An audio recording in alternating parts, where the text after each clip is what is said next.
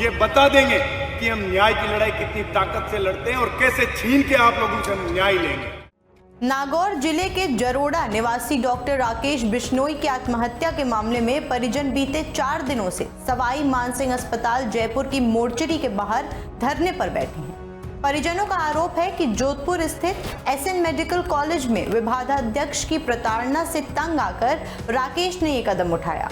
वो विभागाध्यक्ष के खिलाफ हत्या का प्रकरण दर्ज कर गिरफ्तारी की मांग पर अड़े हैं। राजकुमार राठौर। राजकुमार जी राठौर। हाँ, क्यों परेशान करें? थीसिस के लिए। आप कितने बजे की बात है? बात है अभी 10 साढ़े 10 की। हॉस्टल में खाए ऊपर खाए थे? ऊपर सतमा थे। हाँ, की हॉस्टल है। कई हॉस्टल में? Family PG. हाँ। साथ कौन था बार? मम्मी।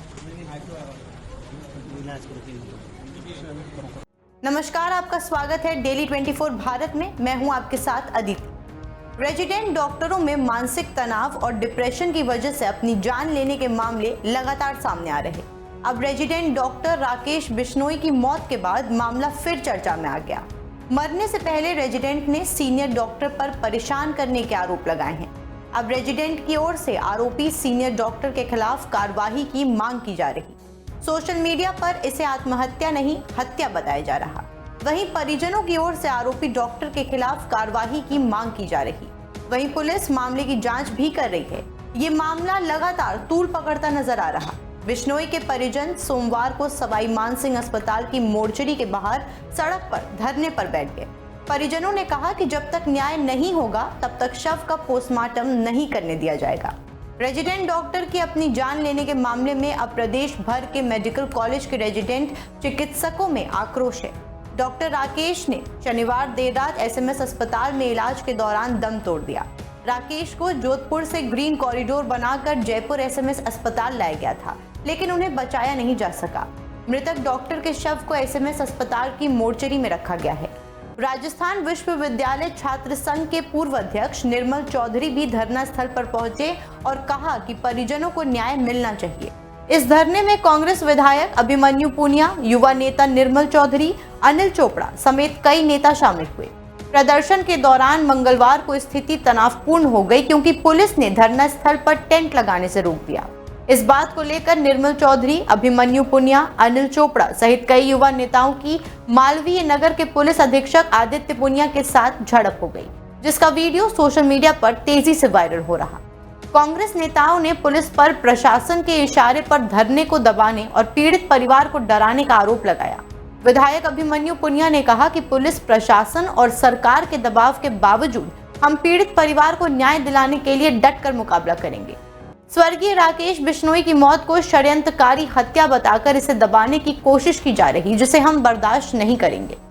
कैसे बैठे हैं, संघर्ष कर रहे हैं और आप लोग हमारी आवाज नहीं सुनोगे और हमारे ऊपर अत्याचार और अन्याय करोगे। इस प्रशासन को हम लोग कह देते, हम उस किसान कौम से आते हैं कि आप लोग टकराओगे तो हम हक और न्याय के लिए मजबूती से लड़ना जानते हैं और आप लोगों को ये बता देंगे कि हम न्याय की लड़ाई कितनी ताकत से लड़ते हैं और कैसे छीन के आप लोगों से हम न्याय लेंगे। वहीं इस पर रेजिडेंट्स का कहना है कि नियम विपरीत उनसे समय से ज्यादा काम कराया जाता है। सीनियर्स की ओर से रेजिडेंट्स पर प्रेशर होता है, जिसके कारण ऐसे मामले लगातार सामने आते हैं। अब पुलिस का कहना है कि निर्मल चौधरी के खिलाफ मामला दर्ज किया जाएगा।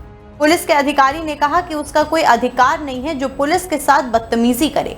हम मामला पंजीकृत करने वाले हैं, कौन सी धाराएं लगाई जाएंगी ये देख रहे हैं। दरअसल ये जो पूरा प्रकरण है, इसका यहाँ जयपुर जिले से कोई वास्ता नहीं है। ये सारा प्रकरण जोधपुर से संबंधित है, मेडिकल कॉलेज से संबंधित है। इसका पुलिस या जयपुर जिले से कहीं से कहीं कोई संबंध नहीं है। ये यहाँ एसएमएस के पास में कभी भी यहाँ टेंट नहीं लगा। पुलिस ने इनको बार बार चेतावनी दी कि आपकी नारेबाजी से, इनके बार बार ट्रैफिक रोकने से यहाँ बहुत गंभीर किस्म के पेशेंट आते हैं जिनका जीवन का संकट पैदा हो रहा है, लेकिन ये लोग एक नहीं सुन रहे हैं और जबरदस्ती पुलिस से टेंट लगाया है। इसके लिए इनके खिलाफ में प्रकरण पंजीबद्ध होगा, मुकदमा दर्ज होगा, कार्रवाई करेंगे। मूल मांग हमारे से कोई संबंध नहीं है, लेकिन यहाँ आके कानून व्यवस्था बिगाड़ना, एसएमएस में जाने वाले गंभीर रोगियों को परेशानी पैदा करना, जबरदस्ती बिना मना करने के बावजूद पुलिस कर्मियों से धक्का मुक्की करके टेंट लगाना यहाँ पे, जो टेंट यहाँ कभी अलाउड नहीं है, धरना यहाँ कोई अलाउड नहीं है। कोई परिजन शांति की किसी बात की मांग को लेकर बैठा हो तो समझ में आता है, लेकिन इस तरह से राजनीति का अखाड़ा बना के और ये जो जनता को परेशानी पैदा कर रहे हैं, इस संबंध में हम मुकदमा दर्ज करेंगे। सर, जोधपुर में पुलिस कमिश्नरेट है, बड़े आला अधिकारी भी वहाँ बैठते हैं, आईजी रेंज के अफसर वहाँ पे बैठते हैं, बावजूद उसके इस मुद्दे को यहाँ तक खींचना, और यहाँ पे अभी किस तरीके की इनकी मांगे हैं, किस टाइप का एक प्रपोजल इनकी तरफ से आपके पास आया? इनका हमारे से कोई प्रपोजल नहीं है। इनकी जो मांग है जोधपुर मेडिकल कॉलेज से संबंधित है, और जोधपुर मेडिकल कॉलेज यहाँ है नहीं। हम जोधपुर पुलिस को हमने सूचित कर दिया, उनके अधिकारी आए बैठे हैं।